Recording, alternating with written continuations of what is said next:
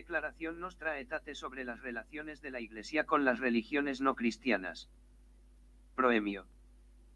1. En la que el género humano se une cada vez más estrechamente y aumentan los vínculos entre los diversos pueblos, la Iglesia considera con mayor atención en qué consiste su relación considera aquí, ante todo, aquello que es común a los hombres de la tierra, y tienen también un fin último, que es Dios, cuya providencia, manifestación de bondad y designios de salvación se extienden a todos, hasta que se unan los elegidos en la ciudad santa, que será iluminada por el resplandor de Dios y en la que los pueblos caminarán bajo su luz.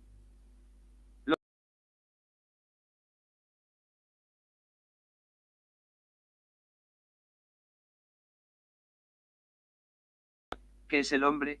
¿Cuál es el sentido y el fin de nuestra vida?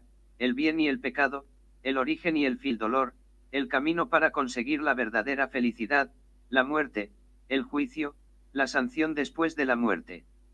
¿Cuál es, finalmente, aquel último e inefable misterio que envuelve nuestra existencia, del cual procedemos y hacia dónde nos dirigimos? Las diversas religiones no cristianas. 2. Ya desde la antigüedad y hasta nuestros días se encuentra en los diversos pueblos una cierta percepción de aquella fuerza misteriosa que se halla presente en la marcha de las cosas y en los acontecimientos de la vida humana y a veces también el reconocimiento de la suma divinidad e incluso del Padre. Esta percepción y conocimiento penetra toda su vida con íntimo sentido religioso. Las religiones, a tomar contacto con el progreso de la cultura, se esfuerzan por responder a dichos problemas con nociones más precisas y con un lenguaje más elaborado. Así, en el hinduismo los hombres investigan el misterio divino y lo expresan mediante la inagotable fecundidad de los mitos y con penetrantes esfuerzos de la filosofía, y buscan la liberación de las angustias de nuestra condición mediante las modalidades de la vida ascética, a través de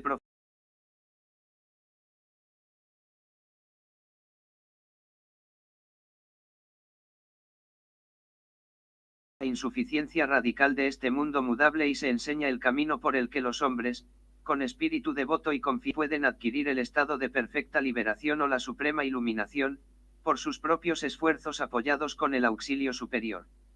Así también los demás religiones que se encuentran en el mundo, se esfuerzan por responder de varias maneras a la inquietud del corazón humano, proponiendo caminos, es decir, doctrinas, normas de vida y ritos sagrados. La Iglesia Católica no rechaza nada de lo que en estas religiones hay de santo y verdadero.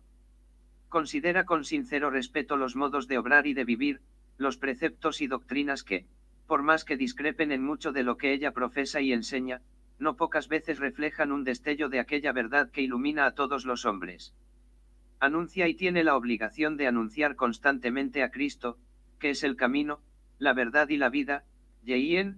14,6, en quien los hombres encuentran la plenitud de la vida religiosa y en quien Dios reconcilió consigo todas las cosas. Por consiguiente, exhorta a sus hijos a que, con prudencia y caridad, mediante el diálogo y colaboración con los adeptos de otras religiones, dando testimonio de fe y vida cristiana, reconozcan, guarden y promuevan aquellos bienes espirituales y morales, así como los valores socioculturales que en ellos existen. La religión del Islam. 3. La Iglesia mira también con aprecio a los musulmanes que adoran al único Dios, viviente y subsistente, misericordioso y todopoderoso, creador del cielo y de la tierra, que habló a los hombres, a cuyos ocultos designios procuran someterse con toda el alma como se sometió a Dios Abraham, a quien la fe islámica mira con complacencia. Veneran a Jesús como profeta, aunque no lo reconocen como Dios, honran a María, su madre virginal, y a veces también la invocan devotamente. Esperan, además, el día del juicio, cuando Dios remunerará a todos los hombres resucitados.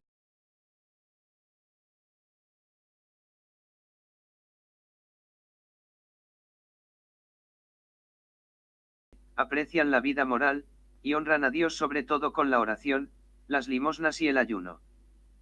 Si en el transcurso de los siglos surgieron no pocas desavenencias y enemistades entre cristianos y musulmanes, el Sagrado Concilio exhorta a todos a que, olvidando lo pasado, procuren y promuevan unidos la justicia social, los bienes morales, la paz y la libertad para todos los hombres. La religión judía. 4. Al investigar el misterio de la Iglesia, Este sagrado concilio recuerda los vínculos con que el pueblo del Nuevo Testamento está espiritualmente unido con la raza de Abraham. Pues la Iglesia de Cristo reconoce que los comienzos de su fe y de su elección se encuentran ya en los patriarcas, en Moisés y los profetas, conforme al misterio salvífico de Dios. Reconoce que todos los cristianos, hijos de Abraham según la fe, están incluidos en la vocación del mismo patriarca y que la salvación de la Iglesia está místicamente prefigurada en la salida del pueblo elegido de la tierra de esclavitud. Por lo cual, la Iglesia no puede olvidar que ha recibido la revelación del Antiguo Testamento por medio de aquel pueblo, con quien Dios, por su inefable misericordia se dignó establecer la antigua alianza, ni puede olvidar que se nutre de la raíz del buen olivo en que se han injertado las ramas del olivo silvestre que son los gentiles. Cree, pues, la Iglesia que Cristo, nuestra paz, reconcilió por la cruz a judíos y gentiles y que de ambos hizo una sola cosa en sí mismo. La Iglesia tiene siempre ante sus ojos las palabras del apóstol Pablo sobre sus hermanos de sangre, a quienes pertenecen la adopción y la gloria, la alianza, la ley, el culto y las promesas, y también los patriarcas, y de quienes procede Cristo según la carne, Rom. 9,4 a 5, Hijo de la Virgen María. Recuerda también que los apóstoles, fundamentos y columnas de la Iglesia, nacieron del pueblo judío, así como muchísimos de aquellos primeros discípulos que anunciaron al mundo el Evangelio de Cristo. Como afirma la Sagrada Escritura, Jerusalén no conoció el tiempo de su visita, gran parte de los judíos no aceptaron el Evangelio e incluso no pocos se opusieron a su difusión. No obstante, según el apóstol, los judíos son todavía muy amados de Dios a causa de sus padres, porque Dios no se arrepiente de sus dones y de su vocación. La Iglesia, juntamente con los profetas y el mismo apóstol espera el día, que solo Dios conoce, en que todos los pueblos invocarán al Señor con una sola voz y le servirán como un solo hombre, Saaf 3,9. Como es, por consiguiente, tan grande el patrimonio espiritual común a cristianos y judíos, este sagrado concilio quiere fomentar y recomendar el mutuo conocimiento y aprecio entre ellos, que se consigue sobre todo por medio de los estudios bíblicos y teológicos y con el diálogo fraterno. Aunque las autoridades de los judíos con sus seguidores reclamaron la muerte de Cristo, sin embargo, lo que en su pasión se hizo, no puede ser imputado ni indistintamente a todos los judíos que entonces vivían, ni a los judíos de hoy. Y, si bien la Iglesia es el nuevo pueblo de Dios, no se ha de señalar a los judíos como reprobados de Dios ni malditos, como si esto se dedujera de las Sagradas Escrituras. Por consiguiente, procuren todos no enseñar nada que no esté conforme con la verdad evangélica y con el Espíritu de Cristo, ni en la catequesis ni en la predicación de la palabra de Dios. Además, la Iglesia, que reprueba cualquier persecución contra los hombres, consciente del patrimonio común con los judíos, e impulsada no por razones políticas, sino por la religiosa caridad evangélica, deplora los odios, persecuciones y manifestaciones de antisemitismo de cualquier tiempo y persona contra los judíos. Por los demás, Cristo, como siempre lo ha profesado y profesa la Iglesia, abrazó voluntariamente y movido por inmensa caridad, su pasión y muerte, por los pecados de todos los hombres, para que todos consigan la salvación. Es, pues, deber de la Iglesia en su predicación el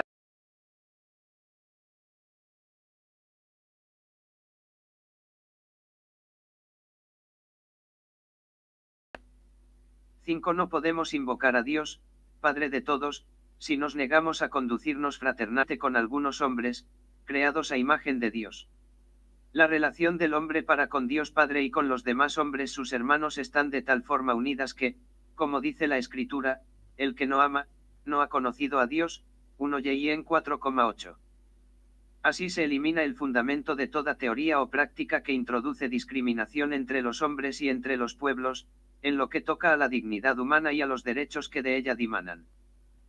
La Iglesia, por consiguiente, reprueba como ajena al Espíritu de Cristo cualquier discriminación o vejación realizada por motivos de raza o color, de condición o religión. Por esto, el Sagrado Concilio, siguiendo las huellas de los santos apóstoles Pedro y Pablo, ruega ardientemente a los fieles, observando en medio de las naciones una conducta ejemplar, si es posible, en cuanto de ellos depende, tengan paz con todos los hombres, para que sean verdaderamente hijos del Padre que está en los cielos. Todas y cada una de las cosas contenidas en esta declaración han obtenido el beneplácito de los padres del Sacrosanto Concilio. Y nos, en virtud de la potestad apostólica recibida de Cristo, juntamente con los venerables padres, las aprobamos, decretamos y establecemos en el Espíritu Santo, y mandamos que lo así decidido conciliarmente sea.